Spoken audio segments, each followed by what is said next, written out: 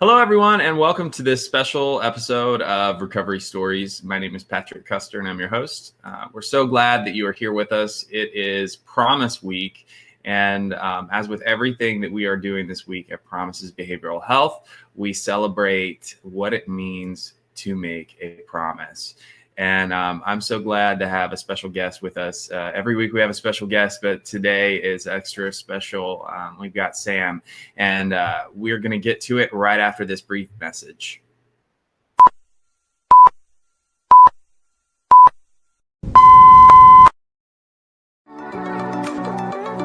We are live Stop Facebook. We're a number of people. The opportunity to share. She's one of our own.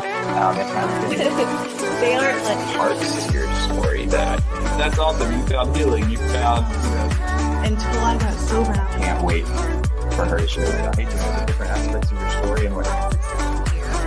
Awesome. Right.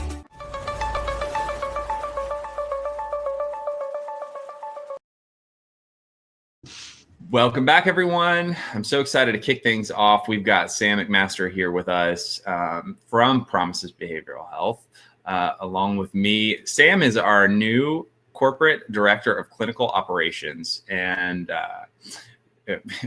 we're both kind of laughing a little bit because we get so caught up in our titles sometimes.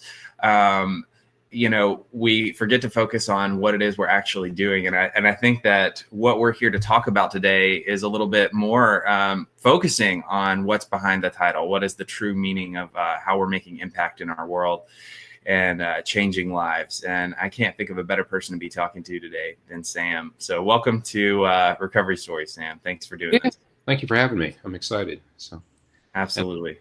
What the title means as well, but I can tell you what it means in the real world. So that's right. Well, tell us a little bit more about your role with Promises and what keeps you motivated within that role.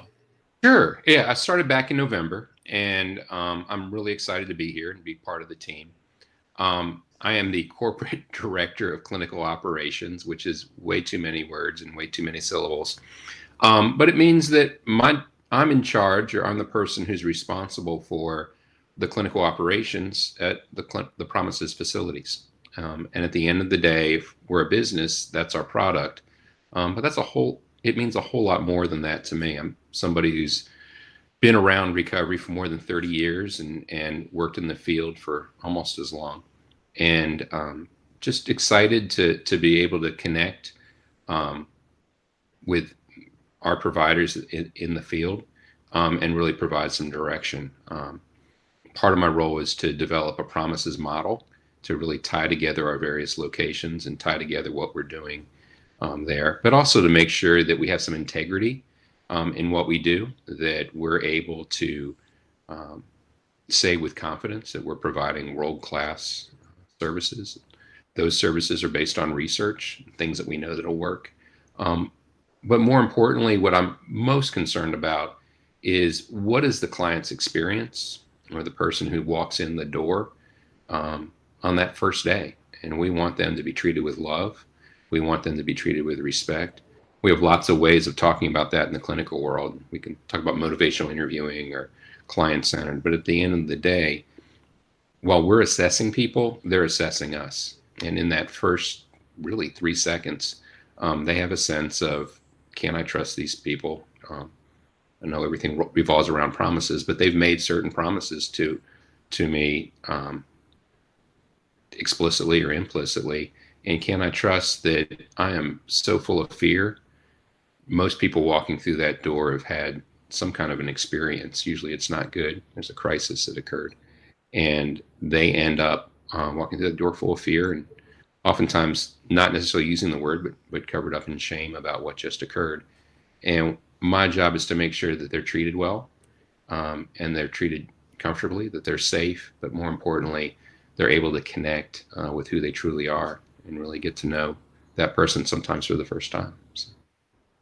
Very cool. That's a lot. That's a lot to pack into into a process. You described that really well, I think, and I'm going to sideline you with this question, but I know you'll be able to answer it really well. for people for people watching that might not know, in the medical and the behavioral health world, we throw around the word clinical a lot, and it means a lot of different things depending on what you're talking about, where you are. So could you provide a little insight into, when we talk about clinical, what that means in the treatment field, the treatment world, and at Promises in our facilities? Yeah, absolutely. And there are really two ways of looking at that. I think everybody would agree that if we hold a group, that's clinical. Mm-hmm. If we have a therapist meet with somebody, that's clinical. Sometimes, not always, we would talk about a case manager meeting with somebody. I firmly believe that's clinical. More importantly, we have behavioral health techs. Those are the guys that are around kind of during the late night hours and early morning, and doing all the things that really at the end of the day is the fabric of the services we provide. And in my view, that's clinical. We can talk about what are the models we use, and I spent my entire life researching those and helping to develop those. But what's more important is, what is the culture and climate? And what happens when somebody walks through that door? What is their experience? And are people able to focus on that individual's needs?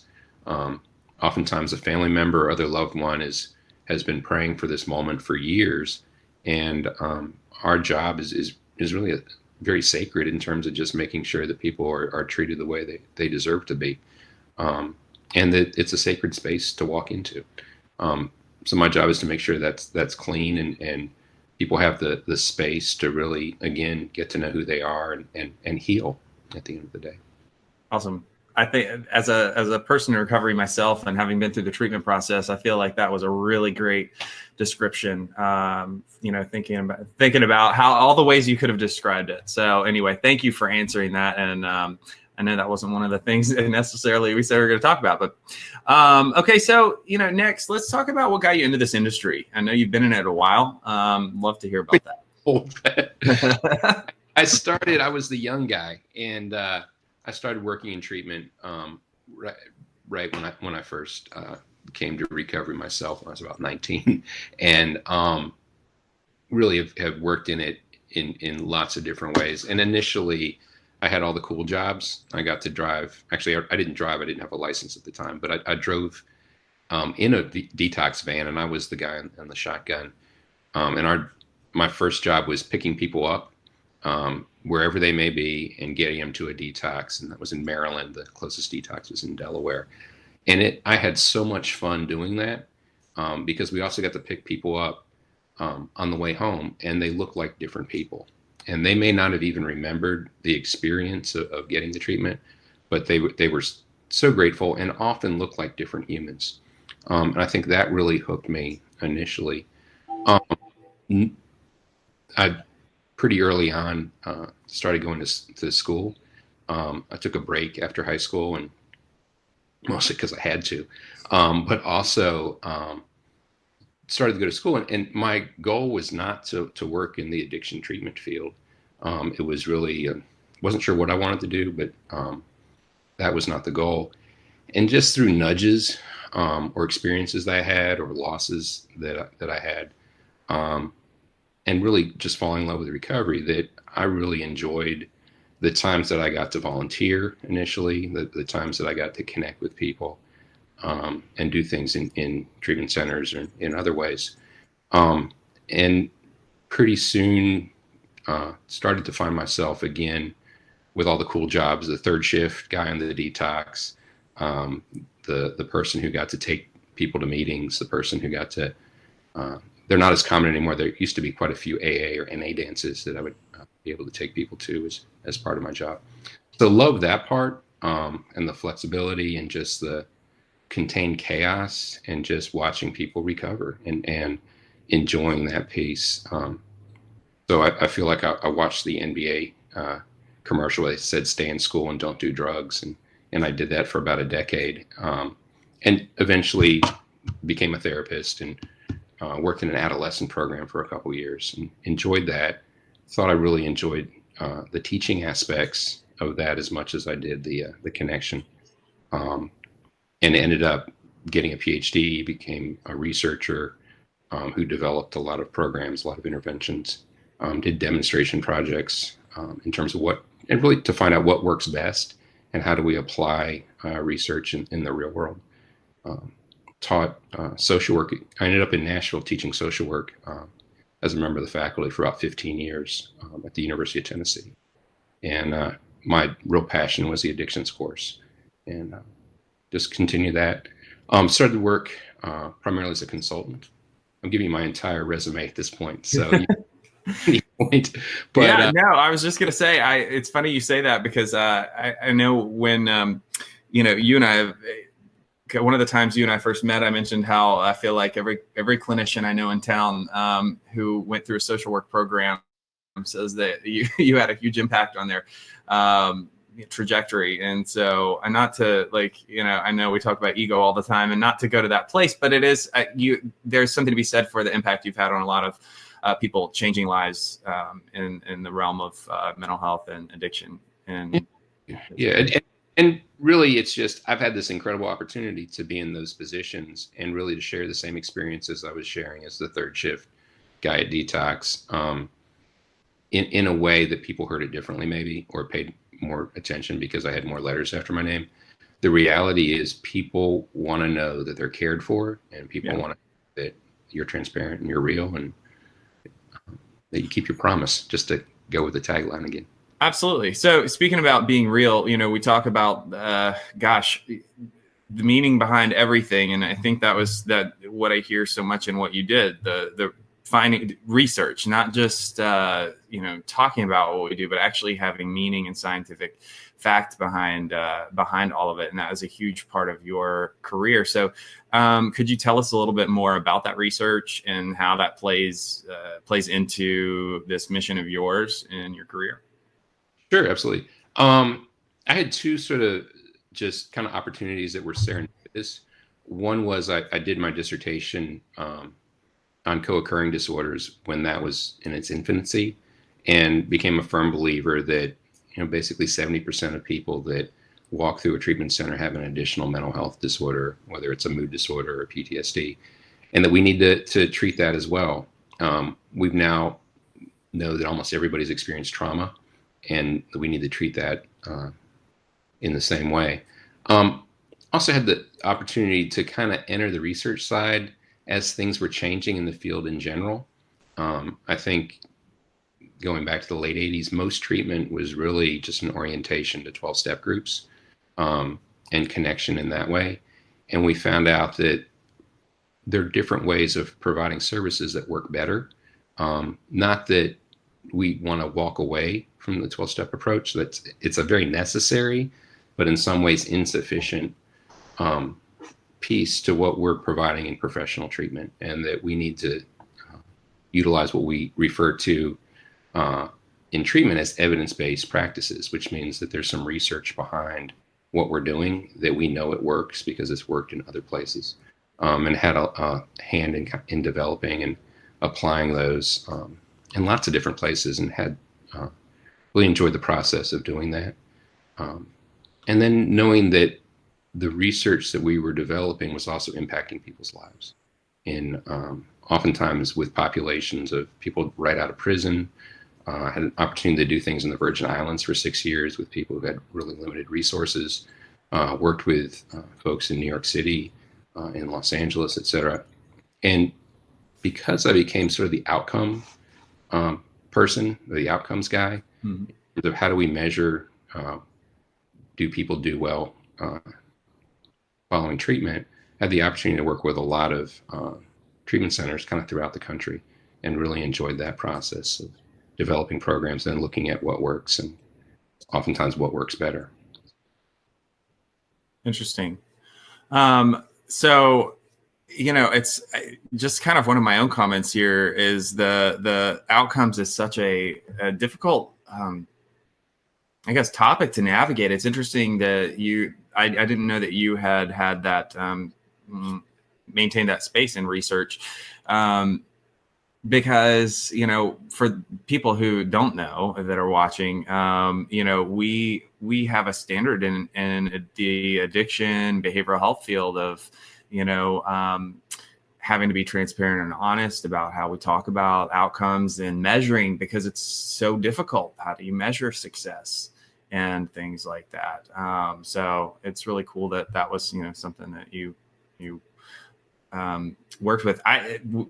On that topic, one of my own questions there would be, what was the biggest takeaway that you could, the biggest impact when it comes to outcomes that you would say that you found and kind of contributed to the process? What I'm aware of, I don't know that I found it, but Yeah. The best predictor of outcomes is the length of engagement in services. It doesn't mean the length of engagement in residential services. It means how long did people stay connected with services? Because at the end of the day, I think we all know that addiction's about isolation. Yeah. The antidote to that's not abstinence. Abstinence provides space, but it's not the lack of something. It's we move towards something, and that's connection, and the ability to connect to other people, which we so desperately want in our use, and connect to ourselves. Oftentimes for the first time. Oftentimes we're afraid of who we are, and then ultimately connecting to something larger than ourselves.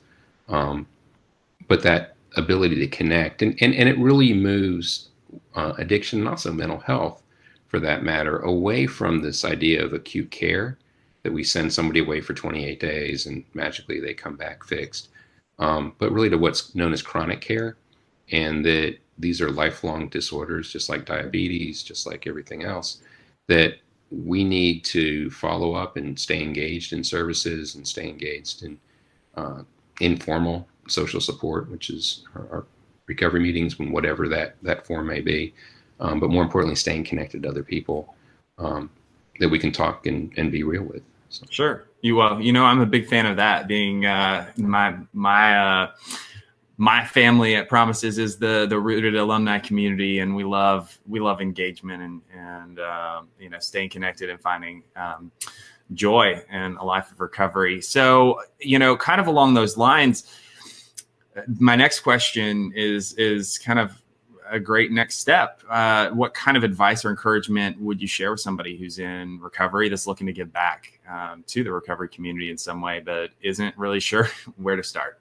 So I've been working in treatment for over 30 years, and my true joy is walking through a detox and just meeting people, because they're so raw oftentimes.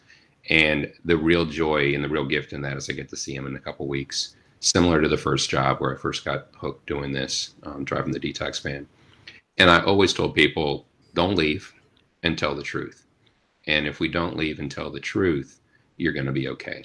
And sometimes we want to leave. We tend to be impulsive as a tribe of people. But if we keep our finger off the button in the middle of our chest to blow everything up, leave. But more importantly, as we kind of move through recovery, it's about staying connected. The joy of my life are the men in long-term recovery I get to connect with on a regular basis. Oftentimes we may not even live in the same community or the same state, but we have the ability to be transparent and be connected. And it's really through relationships that people are drawn into recovery, and it's through relationships that we stay in recovery and that we grow in recovery, right? That this doesn't stop just because we stopped using substances, and that we continue to stay connected and keep growing. There's a saying somewhere that I heard that either you grow or you go, and at the end of the day, we need to continue to grow. That's a great point. And actually, you answered my next question, which was how do you stay connected to the recovery community? But it really is so much of what we center around is just this huge piece of connection, for sure. And it's so important, whether you're talking about professionally or in personal recovering life. Do you have any specific authors, books, podcasts, or any other resources that help you to stay motivated? Yeah, so you gave me those questions earlier, and I love Bob Goff, I love Richard Rohr, I love reading something and being inspired, and I'm a professor. It's what I do, right? To be really honest and really brutally honest and transparent, I find that helpful. I find that true growth for me comes in connection with other humans. That there's something about it's not a cognitive process, and I can learn something and go, oh, I didn't know that before. That's amazing. Or this person phrased something in their writing or through a podcast that really touched me or made me think more. But it's through connection that I really am able to grow and able to see things that I may not have seen before, or somebody may see something in me that may be painful initially, but is helpful over the long term. And it's through those connections that really I think we stay in recovery and we continue to grow in recovery. Absolutely. I love and I beat people over the head with this all the time and reference it constantly, but I think it's so good. Brene Brown, talks about in the face of adversity, always lean in, or in the face of conflict, lean in. It's never, walking away or, going away from connection isn't what feeds us. It isn't what helps us find solution. And so I love that that's what, you're speaking so much to that, because I find that true as well. What we're wired for. I mean, at the end of the day, if we want to punish somebody, we put them in jail, right? We remove them from connection. Mm-hmm. And if you're in jail and you're still messing up, we put people in solitary confinement. So the absolute worst punishments we can come up with as society are about removing connection. So never really heard it put that way. And man, that puts some things into perspective for sure. Well, okay. So last question here. Given that it's Promise Week, what does a promise mean to you with your professional and personal life? Yeah, both professionally and personally, I have to live with integrity. And it means that what I say is what I'll do, and I'll do what I say.